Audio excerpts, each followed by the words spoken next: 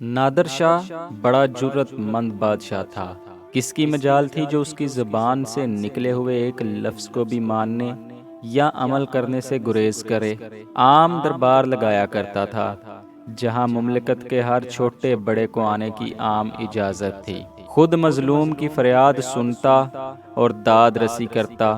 ایک مرتبہ ایک بوڑھی خاتون آئی اور فریاد کی کہ اے بادشاہ سلامت، آپ کی حکومت کے زمانے میں بھی چوریاں ہو سکتی ہیں۔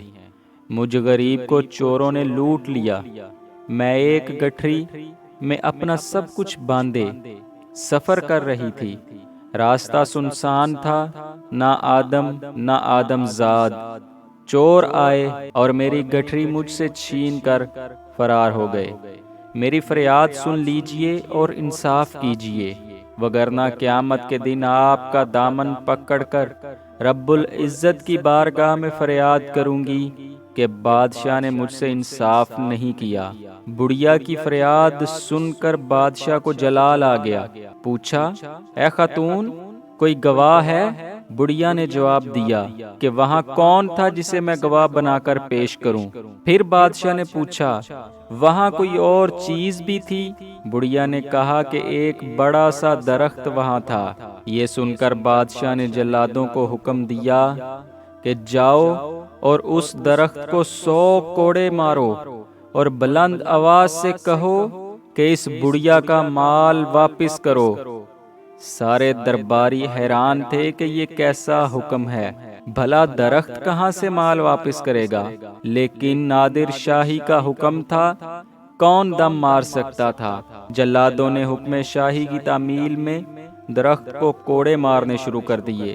2-4 دن تک جب ایسے چلتا رہا تو یہ خبر اڑتے اڑتے چوروں کے کانوں تک بھی جا پہنچی۔ سوچنے لگے کہ اگر ہم پکڑے گئے تو ہمارا حشر کیا ہوگا۔ پھر رات کے وقت بڑھیا کا سارا مال اکٹھا کیا، ویسے ہی گٹھری باندھی اور درخت کے نیچے چھوڑ آئے۔